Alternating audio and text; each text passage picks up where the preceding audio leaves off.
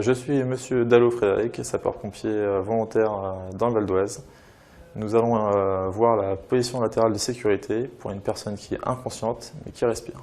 Donc nous allons aborder la position latérale de sécurité qui est une position d'attente pour une victime qui est inconsciente mais qui respire.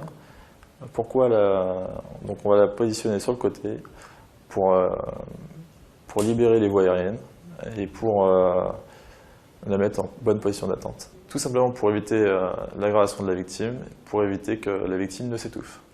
Nous avons une victime allongée sur le sol. La première des priorités, c'est l'abordage. D'accord ? Donc, quand on arrive, il va falloir placer ses mains dans le creux des mains de la victime et demander par une question simple et un ordre simple si la victime nous entend.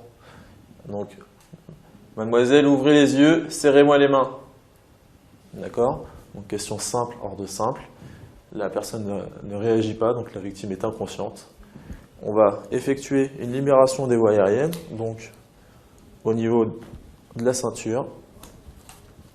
Regardez si au niveau du col, si tout est dégagé, s'il n'y a pas de chose qui peut encombrer la respiration de la victime.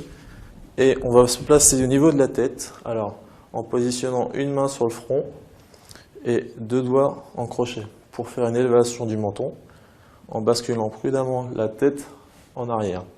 Ouvrir la bouche. Alors, on va regarder s'il n'y a pas de corps étranger. On va positionner notre tête comme ceci pour regarder s'il n'y a pas de mouvement de l'abdomen qui s'effectue. Écouter avec notre oreille si on n'entend pas la respiration de la victime. Et sentir avec la joue, sentir l'air qui pourrait sortir de la bouche de la victime. Donc la victime est inconsciente, mais elle respire. Donc nous allons procéder à la position latérale de sécurité. Donc nous allons positionner une main à 45 degrés du côté du retournement. Prendre la main opposée avec notre main opposée. Venir la positionner au niveau de l'oreille de la victime. Pourquoi mettre la main dans cette position-là et mettre le poignet à l'oreille? Tout simplement pour respecter l'axe tête-coutron de la victime, pour mobiliser le minimum la victime pour la mettre en bonne position d'attente. Prendre le genou à l'extérieur pour venir la pivoter sans la soulever, pour la mettre à 45 degrés. D'accord, pour que ça puisse faire un levier pour le retournement. Et une fois qu'on a fait ceci, basculer la victime jusqu'à ce que la victime soit dans cette position-là. Une fois le basculement de la victime effectué, on va positionner une main sur le coude de la victime pour éviter que son coude ne bouge. Et on va venir délicatement retirer notre main pour éviter le mouvement de la tête.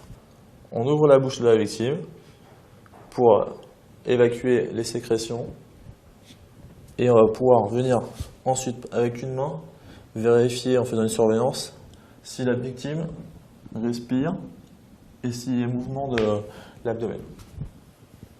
Donc on va venir chercher les deux extrémités des articulations du genou en venant glisser à 45 degrés pour chercher une bonne stabilité de la victime. Donc la position latérale de sécurité se fait uniquement sur une personne inconsciente qui respire.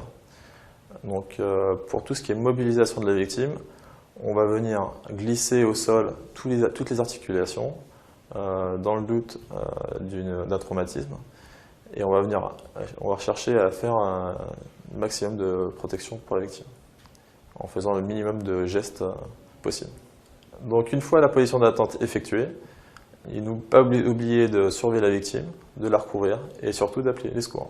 Cas particulier pour la PLS, les femmes enceintes, il faut la positionner du côté gauche pour éviter toutes les lésions des vaisseaux de l'abdomen de la victime.